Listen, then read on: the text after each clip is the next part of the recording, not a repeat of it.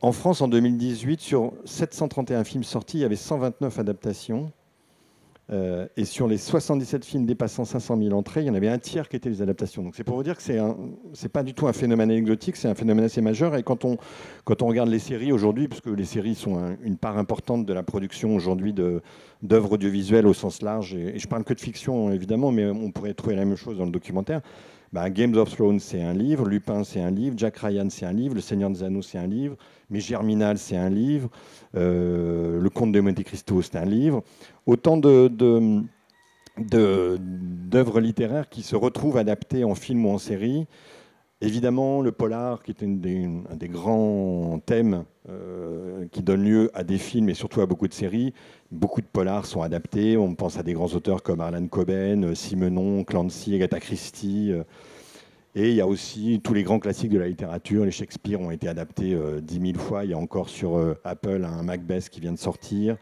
Les Balzac en France, il y a 2 Balzac qui sont sortis dans le mois dernier au cinéma. Les Illusions perdues et Eugénie Grandet, Flaubert, enfin bref, Zola, tous les grands. Même Proust, La recherche du temps perdu est en cours d'adaptation pour une série pour HBO. Donc c'est pour vous dire qu'on on tape énormément dans le vivier de la littérature pour vendre des séries. Et d'une certaine manière, moi je vous en parle à la fois en tant que producteur et en tant que scénariste. C'est-à-dire qu'en tant que scénariste, quand je cherche des histoires, je peux avoir envie de me puiser dans la littérature, mais quand je suis producteur aussi, je peux avoir cette même envie-là. Et quand je parle de littérature et d'envie d'adapter, on pense souvent aux grands chefs-d'œuvre, mais on adapte aussi des livres qui sont absolument pas connus.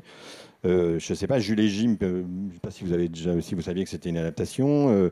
Le jeu de la dame, qui a été récemment un gros succès sur Netflix, c'est aussi une adaptation. Donc l'adaptation, ce n'est pas nécessairement que des chefs-d'œuvre, et on verra d'ailleurs plus tard que potentiellement, c'est parfois plus facile d'adapter un mauvais livre, entre guillemets, qu'un bon livre, qu'un chef-d'œuvre, parce que la question se pose du chef-d'œuvre. Est-il adaptable? Chef-d'œuvre littéraire est-il tout à fait adaptable en audiovisuel? Et je me suis amusé même moi-même à regarder dans ce que je fais en ce moment. Et j'ai une majorité de choses qui sont en fait des projets adaptés de livres dont j'ai acheté les droits via ma société. Que ce soit des livres issus du réel. Je suis en train de faire un projet qui est adapté d'une enquête d'un journaliste sur la traque des responsables des attentats de 2015. Mais il y a aussi des choses qui sont beaucoup des BD, des choses qui sont des romans. Donc en fait, je me suis rendu compte que moi-même, je puisais énormément dans le vivier de la littérature et de ce qui préexiste. Évidemment, la première question qu'on a envie de se poser, c'est pourquoi est-ce qu'on le fait? Pourquoi est-ce qu'on va adapter un livre au lieu d'inventer soi-même une histoire? Alors, je dirais qu'il y a 2 raisons.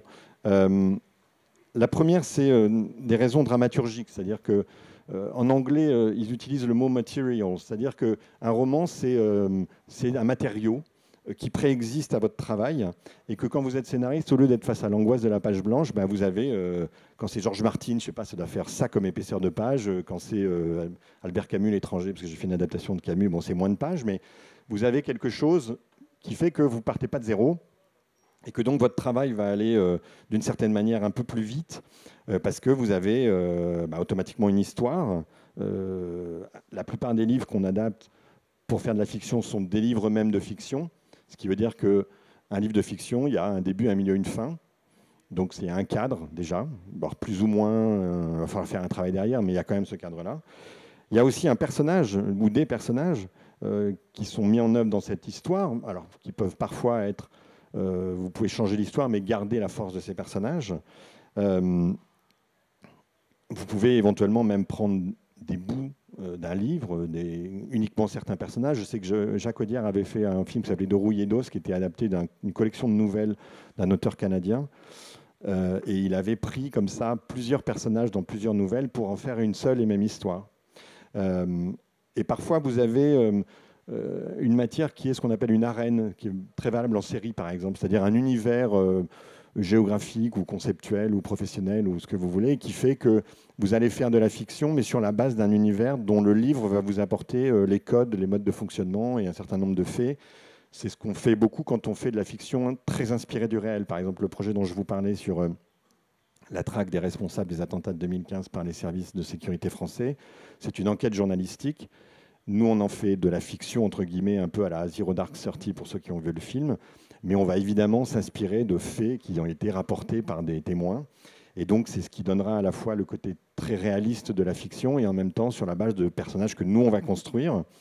Mais l'intérêt, comme scénariste, c'est de pouvoir avoir ce matériau de base qui fait qu'on va pouvoir aller piocher un certain nombre de choses.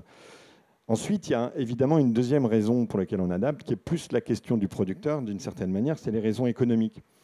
C'est-à-dire que la grande difficulté quand on fait de la fiction, c'est pas simplement d'avoir des idées et des bonnes idées, c'est d'arriver à les vendre. À les vendre à des partenaires qui, eux, vont financer. Donc en gros, c'est des chaînes de télévision, aujourd'hui des plateformes. Et donc le problème, c'est qu'il faut les convaincre de mettre de l'argent sur un état de développement qui est encore un peu de la promesse. C'est-à-dire que c'est pas qu'on vend du vent, mais c'est comme quand vous vendez un architecte qui vend des plans et puis il faut dire faut mettre de l'argent pour construire les immeubles. Et donc il faut arriver à convaincre les diffuseurs ou les plateformes de mettre de l'argent alors que vous arrivez avec un projet qui est du papier. Et donc évidemment, la promesse d'un succès littéraire qui préexiste, ça vous aide parce que d'un seul coup vous vous retrouvez à dire ce livre a fait s'est vendu à tant d'exemplaires dans tant de pays dans le monde, c'est un gros succès, tout le monde connaît le nom, etc. Ça va, du point de vue du partenaire financier qui doit mettre de l'argent, ça va le rassurer parce qu'il s'est dit, si le livre a eu le prix Goncourt, a priori, c'est qu'il y a eu 200, 300 000 lecteurs, c'est que tout le monde en a entendu parler. Donc si on en fait une adaptation, les gens sauront déjà à peu près de quoi ça parle. Ils se diront, ah oui, c'est vrai, c'est le bouquin qui a eu le prix Goncourt. Je parle par exemple de Chanson 12 d'Eléla Slimani qui avait eu le prix Goncourt en 2016. Mais par exemple, un bouquin de Joël Dicker qui s'appelait La vérité sur l'affaire Harry Kéber, dont vous avez sans doute entendu parler, qui avait été un succès de librairie phénoménal, vendu dans plein de pays. Il y a eu une mini-série qui s'est faite pour la télé. Parce qu'évidemment, c'est plus facile, vous profitez de ce succès. Un succès n'étant évidemment pas, et c'est bien le problème de ce métier, la promesse que ça va marcher en audiovisuel. Chanson douce, en l'occurrence, le film adapté du roman n'a pas marché. Et le Harry Kéber adapté, je ne crois pas que ça a été un très gros succès non plus. Mais en tout cas, ça vous a permis de le faire, de le financer, de trouver de l'argent, ce qui est déjà beaucoup dans ce métier, parce qu'on est déjà content quand on peut tourner un projet qu'on a imaginé. Et évidemment, cette promesse, elle marche auprès des diffuseurs parce qu'elle marche auprès du public. C'est-à-dire que si moi je vous dis, il y a la prochaine série adaptée de George Martin qui a fait Games of Thrones, il y a plein de gens qui vont se dire, oui, je vais quand même aller voir, c'est le même auteur, c'est le même univers, a priori, ça peut être sympa. Donc c'est pas du tout, c'est pas une promesse vaine pour les financiers réagissent parce que sur le public, évidemment, ça a du sens. Et la notoriété d'un auteur ou d'une œuvre génère une attente chez le public. Et ce qui est très compliqué aujourd'hui dans l'univers du cinéma, c'est tout aussi vrai que maintenant dans la série, c'est qu'il y a une offre tellement pléthorique, des plateformes, il y a tellement de séries, enfin ça en devient même surréaliste, que le problème n'est pas non seulement d'arriver à la faire produire, à trouver de l'argent, c'est d'émerger dans ce magma de 500 nouvelles séries par an pour que les gens aient envie d'aller vous voir parce qu'ils ont entendu parler d'un truc. Et évidemment, dans le marketing et dans la promotion d'une œuvre, l'œuvre préexistante et l'auteur de l'œuvre préexistante peut être ce petit plus qui fait que vous allez exister.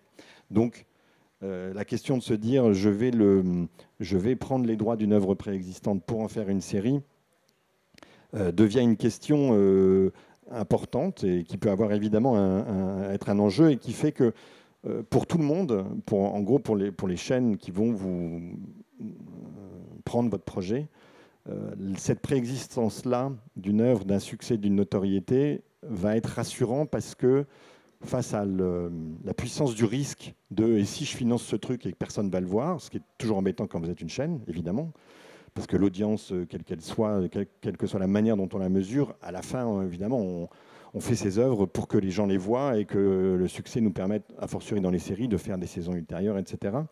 Donc du coup, la question de pouvoir émerger dans le magma grâce à la notoriété d'une œuvre préexistante devient un argument marketing et économique important.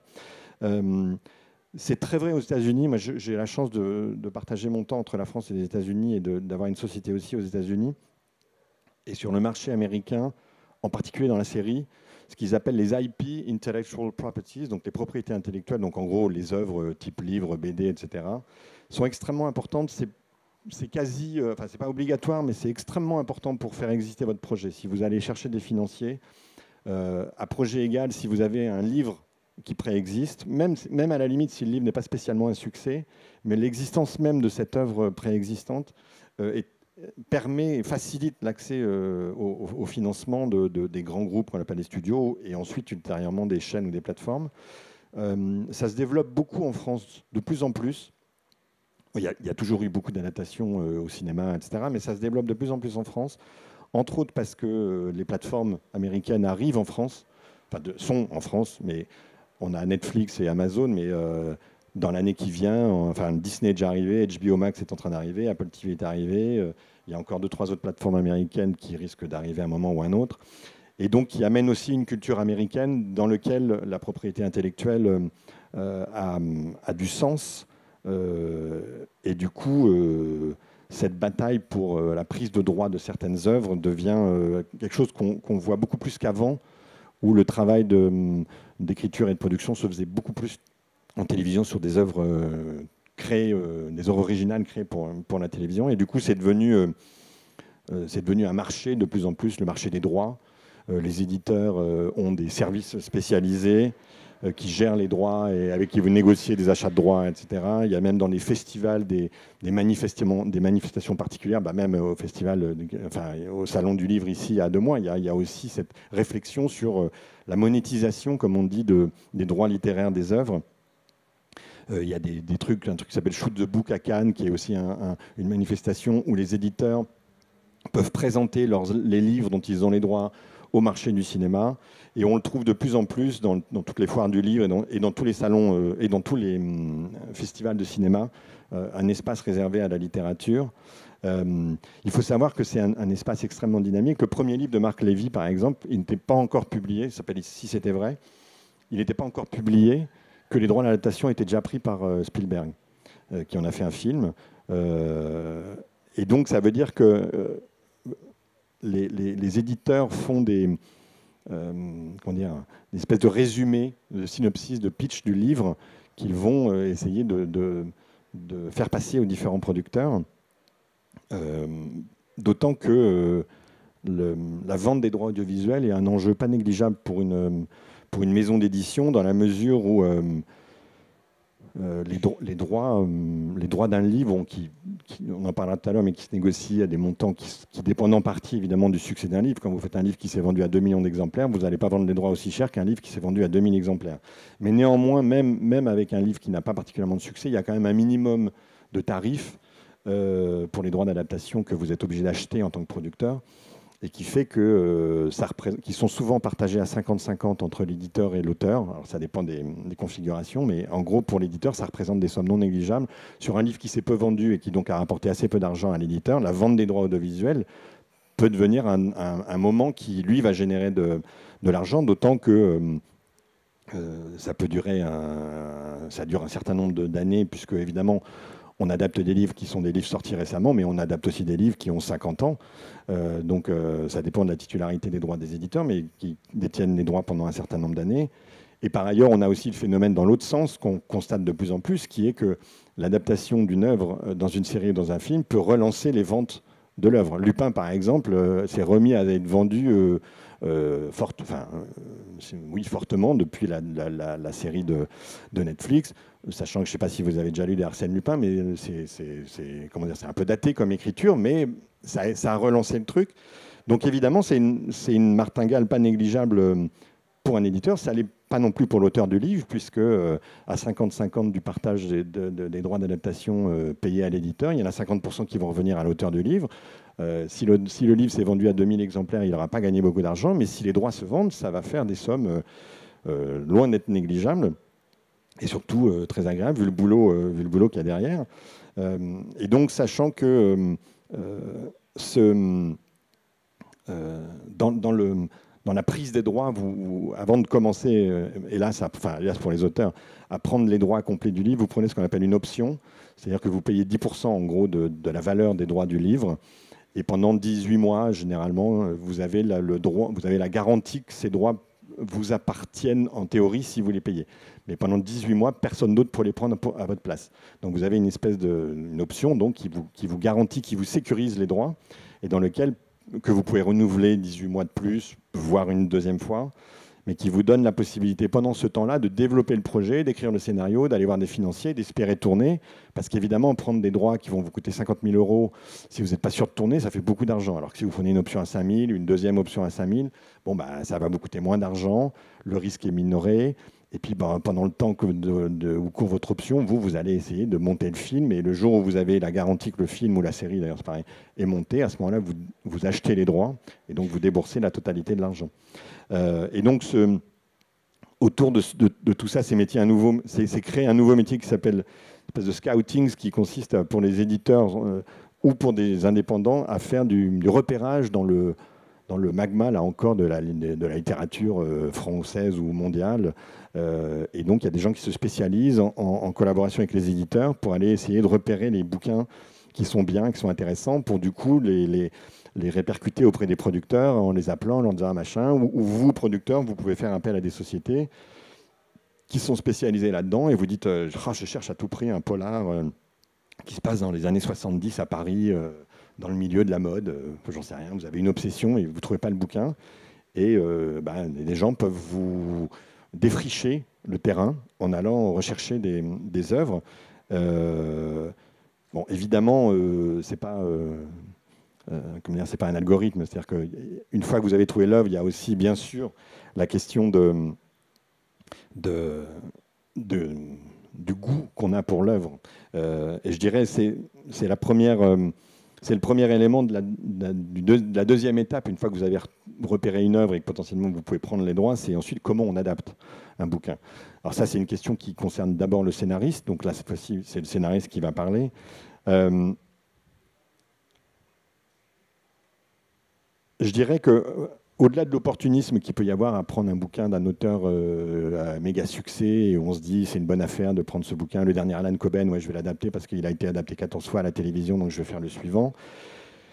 Il y a aussi d'abord évidemment une question de goût et de coup de cœur. C'est vraiment une rencontre avec un livre parce que vous allez devoir le porter pendant un certain nombre de temps, et il faut que vous ayez ça en vous. Et il y a aussi évidemment une dimension analytique du marché, entre guillemets, c'est-à-dire le marché de la série ou du cinéma est un marché aussi avec des partenaires financiers que sont les diffuseurs qui cherchent parfois des choses.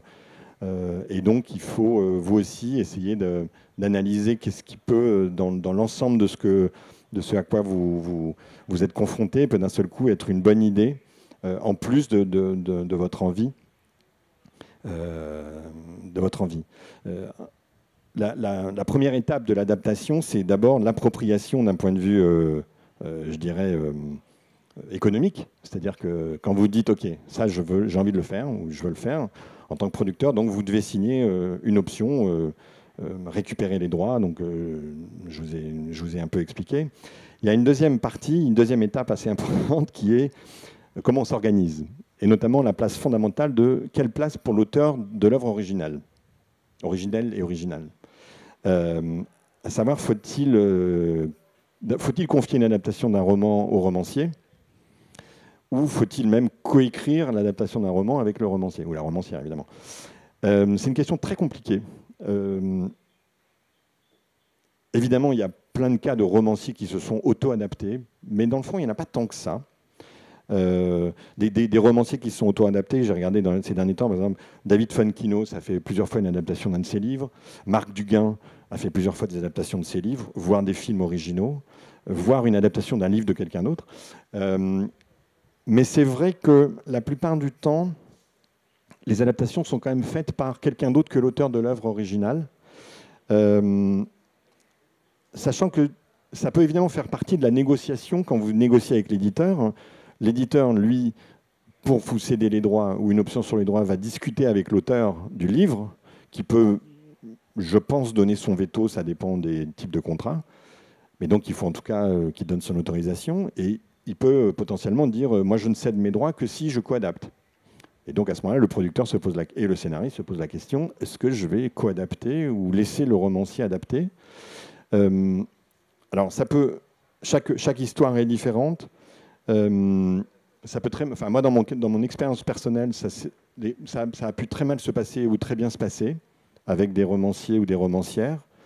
Et quand ça se passe mal, ça se passe souvent très mal. Ça devient très compliqué. probablement pour une raison toute banale, c'est que, et je raconterai évidemment pas mais par exemple, Anno qui a adapté l'amant de Duras avec Duras, ça raconte que ça a été un calvaire.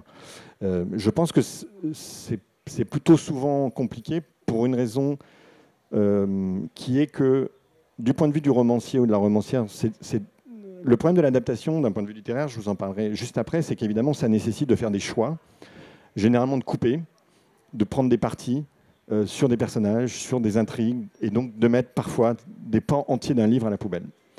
Et évidemment, pour l'auteur du livre, c'est un choix. C'est comme si on lui demandait de couper un bras, quoi. Il dit ben non, il faut les deux bras. Et donc, du coup, c'est des discussions qui peuvent devenir à l'infini parce qu'on en revient à un point fondamental qui est, au stade de l'adaptation, qui détient la responsabilité des choix.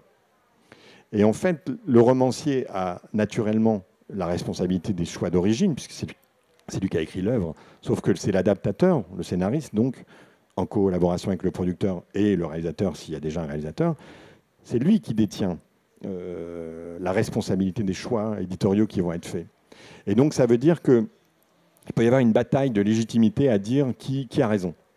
Et le problème, c'est quand on a fondamentalement des avis très différents, c'est pas personne n'a raison, c'est juste quelqu'un doit porter la responsabilité d'un choix.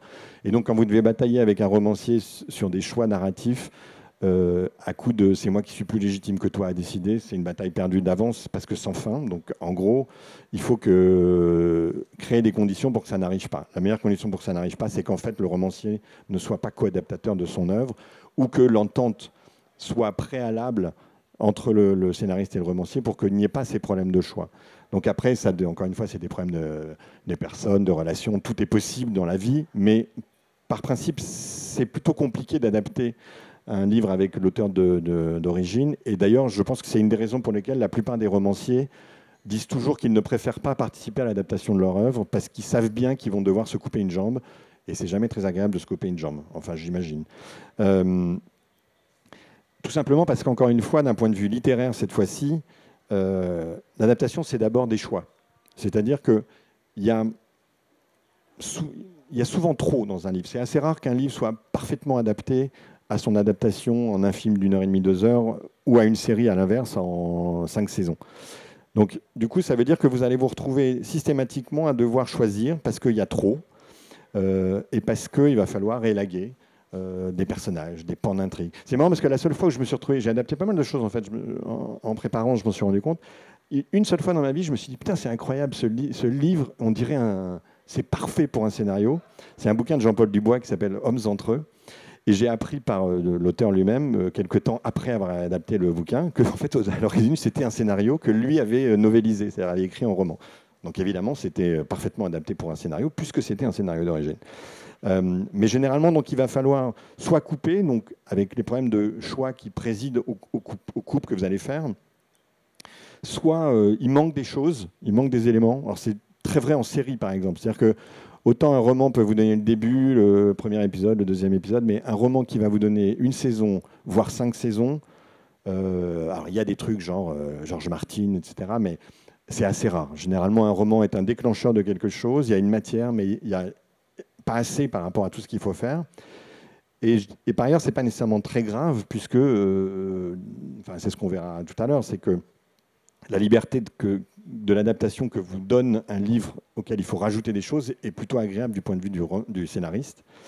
Et d'une certaine manière, parfois, on ne prend qu'une idée dans un livre.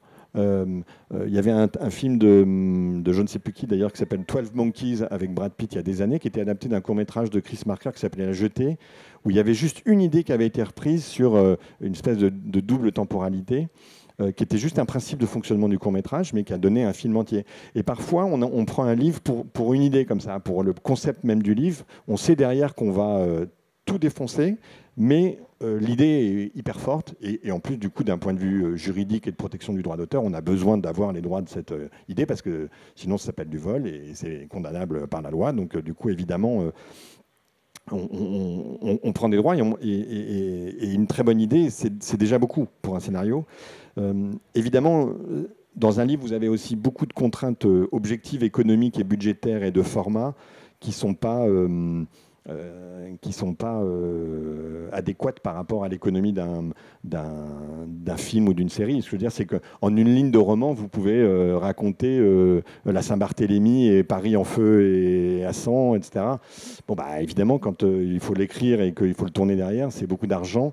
Et donc, le romancier a cette liberté de faire des choses qui n'ont pas de coût. Là où, évidemment, quand vous êtes scénariste, votre responsabilité sur le coût de fabrication de ce que vous écrivez, elle est permanente, puisque vous n'écrivez que pour tourner, donc il faut que ce que vous écriviez soit tournable et productible, produisible, je ne sais pas comment on dit. Et par ailleurs, et c'est une des questions les plus fondamentales aussi, l'écriture de roman n'est pas du tout la même que l'écriture de scénario. L'écriture de scénario est très visuelle, évidemment, puisqu'on découpe par scène avec des dialogues, avec des unités temporelles dans un lieu précis. Là où dans une ligne de roman, vous pouvez sauter une époque, vous pouvez balader dans différents lieux, dans le crâne de différents personnages. Enfin, la littérature offre une liberté que n'offre malheureusement pas l'audiovisuel. Et à l'inverse, autant le mot a de la force en littérature, autant en cinéma ou en audiovisuel, c'est l'image qui a de la force. Et donc, vous écrivez autour d'images fortes en cinéma, là où en littérature, la force du verbe fait que c'est ça qui peut emporter le morceau.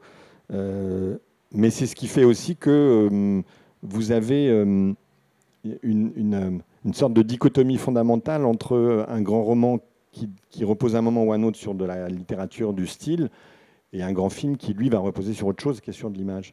Donc, la vraie particularité de l'adaptation, c'est qu'il faut à la fois se puiser son inspiration dans le matériau qui est l'œuvre et dans ce qu'elle porte, de ses intentions, de ses personnages, de son histoire, et en même temps, il faut vous l'approprier pour en faire autre chose qui va être une œuvre audiovisuelle ou qui raconte en images des personnages et des situations. Ce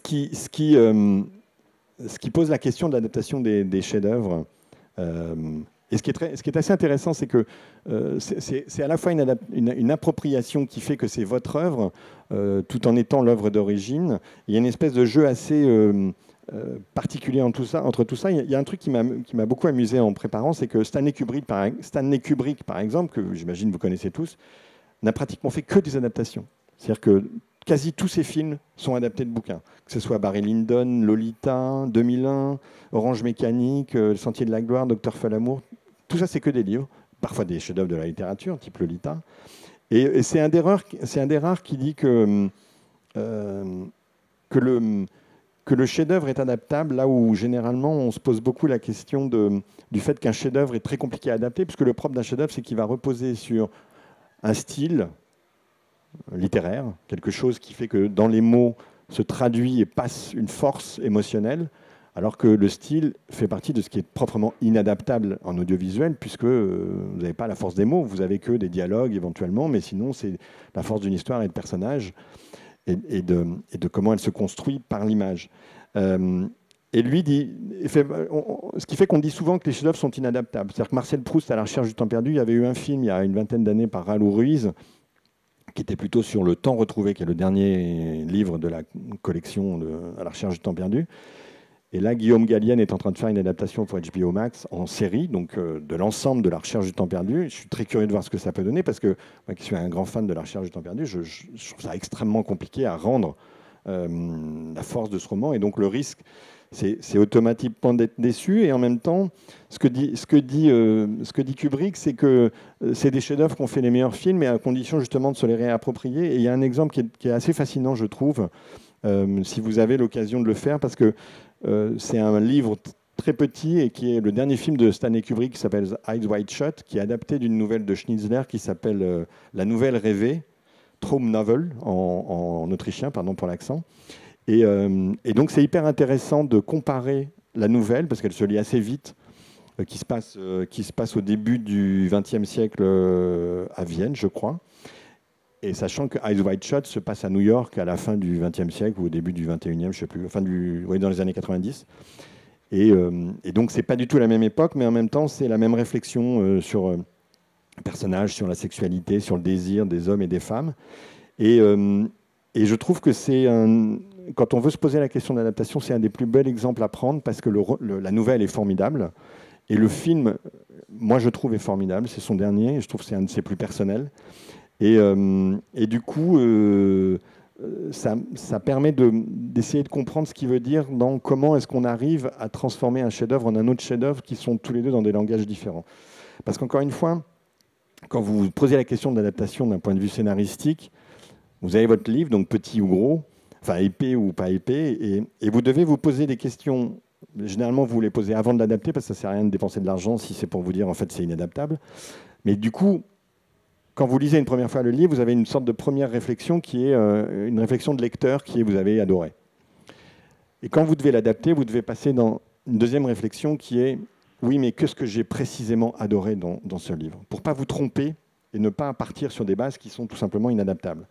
Ce que vous pouvez utiliser pour adapter un livre d'un point de vue scénaristique, donc de quelqu'un qui va devoir écrire un scénario qui sera l'objet, qui sera tourné, c'est d'abord quel est le protagoniste, c'est-à-dire quel est le héros qui va vivre l'histoire.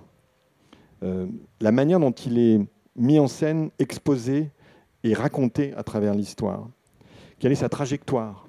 Est-ce qu'il y a un début, un milieu, une fin? Qu'est-ce qu'il traverse comme épreuve, comme rebondissement, comme péripétie? Est-ce qu'il y a des personnages secondaires et des personnages antagonistes, des ennemis? Et quelle est la nature même de cette histoire et de sa structure à travers ces différents moments de retournement? Et quelle est évidemment la conclusion de la trajectoire, la conclusion de l'histoire et la conclusion de la trajectoire du personnage? Parce que ces éléments-là, c'est les éléments dramaturgiques de base qui font un scénario. Il n'y a pas de scénario sans un personnage, une évolution, une histoire, une dramaturgie, des points de retournement, des antagonistes, des obstacles, etc., etc. Alors que dans un roman, ce n'est pas toujours le cas. C'est-à-dire que vous avez des romans dans lesquels vous pouvez écrire un roman dans lequel, pendant 1 minute de sa vie, quelqu'un va penser à toute sa vie, tout son passé, tout son truc, dans une espèce de roman kaléidoscopique et en fait, c'est un moment, 1 minute de sa vie avant de prendre une décision ou avant de se foutre une balle dans la tête, j'en sais rien. Est-ce que ça fait un film? Pas nécessairement. Les sauts de puce dans le temps, c'est plus une espèce de réflexion personnelle, intimiste, qui peuvent être hyper émouvantes et hyper fortes. Mais quand vous vous posez la question de est-ce qu'il y a une dramaturgie, est-ce qu'il y a du matériel pour adapter, en fait, vous risquez de vous rendre compte que c'est passionnant à lire, c'est bouleversant, c'est hyper fort, mais il n'y a pas nécessairement la matière dramaturgique. Et du coup, la vraie difficulté du métier de scénariste, c'est vraiment à ce moment-là d'être capable de plaquer une grille d'analyse scénaristique sur une œuvre littéraire et de voir si on ne s'est pas fait embarquer dans un roman pour des raisons qui sont extra-scénaristiques. Parce que le problème, c'est que ces raisons-là, elles vont être impossibles à adapter et que du coup, vous risquez d'avoir une adaptation qui soit faible, décevante par rapport à l'œuvre d'origine, ce qui est un problème pour les gens, parce que vous avez acheté une œuvre très chère parce que ça a été un succès en librairie, mais si c'est pour faire un truc qui en fait est décevant par rapport à l'œuvre d'origine parce que c'était en fait inadaptable, bah, vous aurez payé très cher un truc qui va vous servir à rien et qui en plus va générer un effet de déception. Donc du coup, ça fait beaucoup d'argent perdu pour pas grand-chose.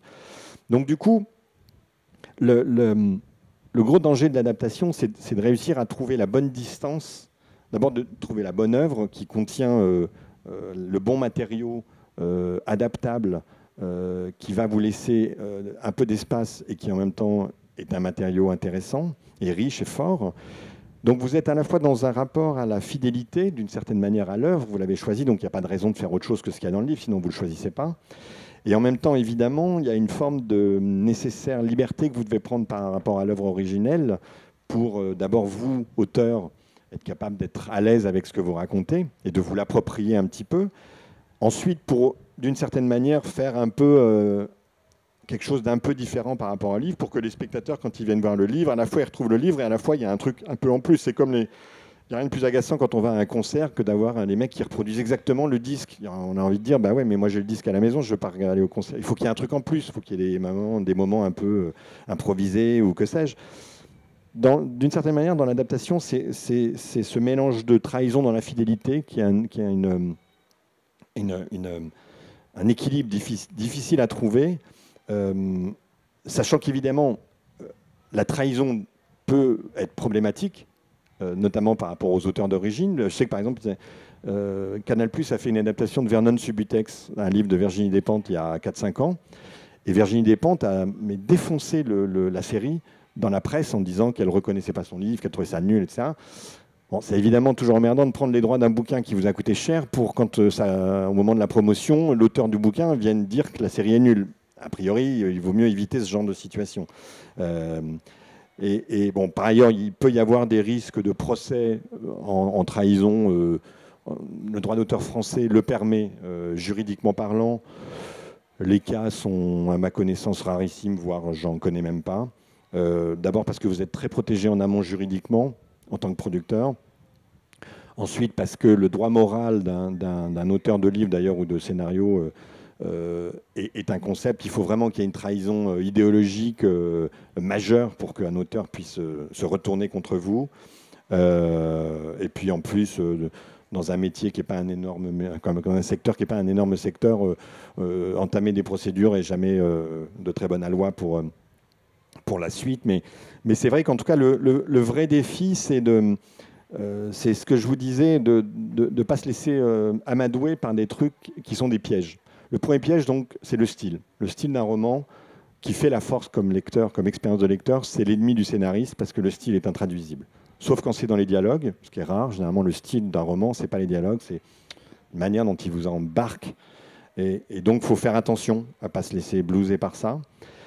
La deuxième grande difficulté d'un roman, c'est tout ce qui est de l'ordre des pensées intérieures. C'est-à-dire que beaucoup de romans, en fait, la frontière est poreuse entre la description de ce qui se passe et la description de ce que vit le personnage intérieurement. Dans un scénario, vous pouvez exprimer des sentiments visibles, jouables par un acteur, être en colère, être triste, être fatigué, être, je sais pas, surexcité, mais exprimer qu'un personnage pense à sa grand-mère, c'est assez compliqué. Ou alors, ça veut dire qu'il va falloir faire un flashback. Et du coup, ça devient compliqué. C'est un jeu sur la temporalité. Et donc, tout ce jeu sur le rapport au temps et le rapport à l'intériorité d'un personnage qui fait la force d'un roman, c'est tout ce qui fait la faiblesse d'un film.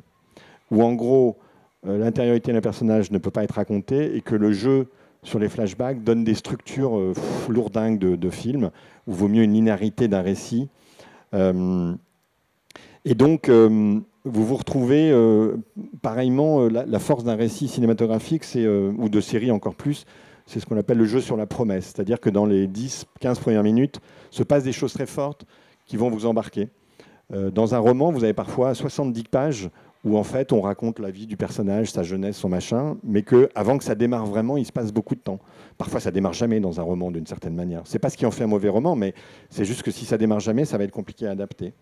Et donc ce rapport à la promesse et à l'exposition de qui est votre personnage, la littérature se permet une grande liberté là-dedans, là où le genre cinématographique et encore plus le genre audiovisuel de la série fait qu'il faut aller très vite parce que si dans les 10 premières minutes vous n'avez pas chopé votre spectateur, il va se barrer, il va zapper, il va changer de plateforme et la série elle est morte.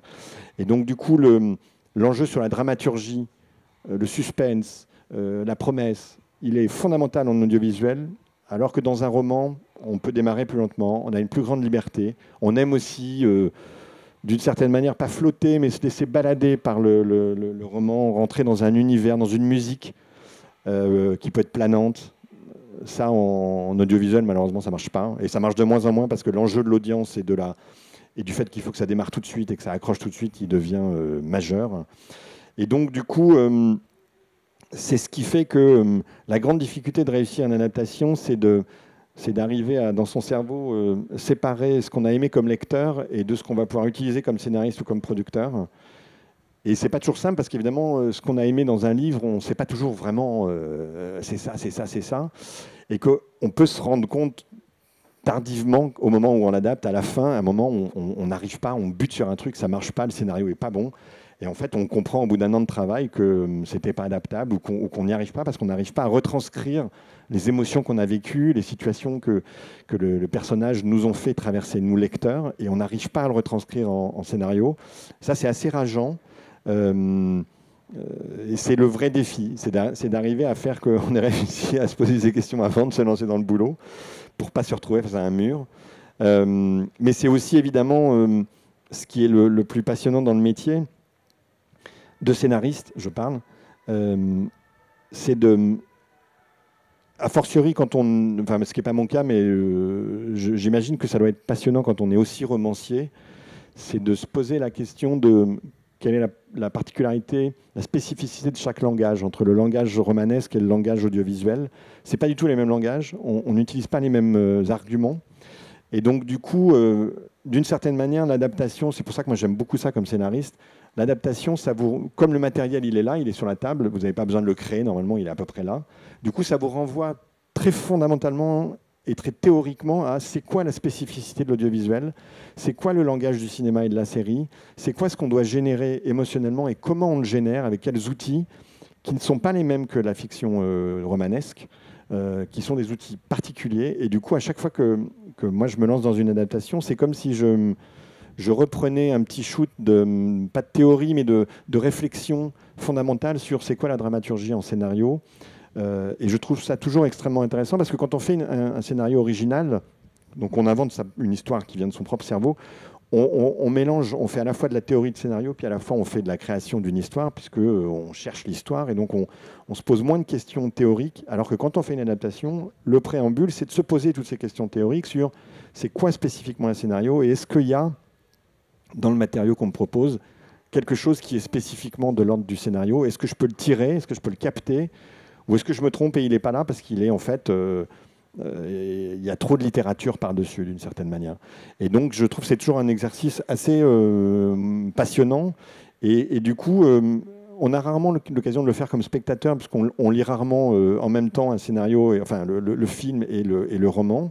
C'est pour ça que je vous disais que la nouvelle de Schnitzer était intéressante à regarder et voir le film de Kubrick en même temps. Quand on s'intéresse un peu à ces questions, d'essayer de comprendre qu'est-ce qui fait la différence dans ces deux langages. Je ne sais pas s'il nous reste beaucoup de temps ou pas. Pour quelques questions, peut-être. C'est justement pour ça que je venais, pour proposer qu'on laisse le public poser des questions si c'était envisageable et si c'était possible pour le public aussi. Est-ce qu'il y a des questions dans le public? N'hésitez pas. Attends, je t'emmène le micro avant. Micro pour... C'était juste pour savoir si effectivement tu avais réussi à aller jusqu'au bout du bouquin d'Albert Camus. Eh ben oui, alors jusqu'au bout de l'adaptation, oui. Alors c'est marrant le bouquin d'Albert Camus parce que pour ceux qui s'en souviennent, les 50 premières pages, c'est l'enterrement de la mère du héros sous le soleil, je ne sais plus quel village. C'est en termes de dramaturgie de cinéma, c'est mortel, c'est le cas de le dire. C'est très lent, très ennuyeux entre guillemets, et donc c'est inimaginable de penser pouvoir démarrer un film par ça. Donc ça veut dire que l'adaptation de L'étranger, qui est un roman pour le coup pas très long en termes d'histoire et qui rentre dans une durée de film assez proche. Tout le travail sur l'adaptation, ça a été de déconstruire le récit d'origine pour le reconstruire d'une autre manière, pour faire qu'il y ait une dramaturgie avec dès le début des enjeux, un suspense. Et donc en fait, ce que j'ai fait n'est pas très original, c'est de partir du procès à la fin et de faire des flashbacks en fonction de la dramaturgie du déroulement du procès, sur des témoignages, etc. Et donc raconter en flashback en partant du procès. En l'occurrence, le film est en train j'espère, de se monter. C'est une longue histoire. On a failli il y a des années. Là, c'est reparti. Peut-être qu'on va y arriver avec des plateformes. Alors, c'est plus ma responsabilité parce que le scénario, il est fini. Maintenant, il y a un casting en cours. Voilà, on attend des réponses et j'espère qu'on va y arriver. C'est pas nécessairement un film facile, mais en tout cas, c'était hyper intéressant à adapter. Justement pour ça, c'est-à-dire la matière étant là, la seule question, entre guillemets, c'était comment dramatiser et faire un récit qui a une forme de suspense qui fait qu'au bout de 10 minutes, on a envie de savoir comment ça va finir, au lieu de se taper 25 minutes de l'enterrement de la mère de Meursault. Une autre question peut-être dans le public? Ou on va laisser Franck clôturer? Ok, vas-y Franck. Eh voilà, merci à vous d'être venu aujourd'hui et bonne continuation, bonne projection au FIFO. Ouais, j'allais dire merci pour les applaudissements, merci Franck.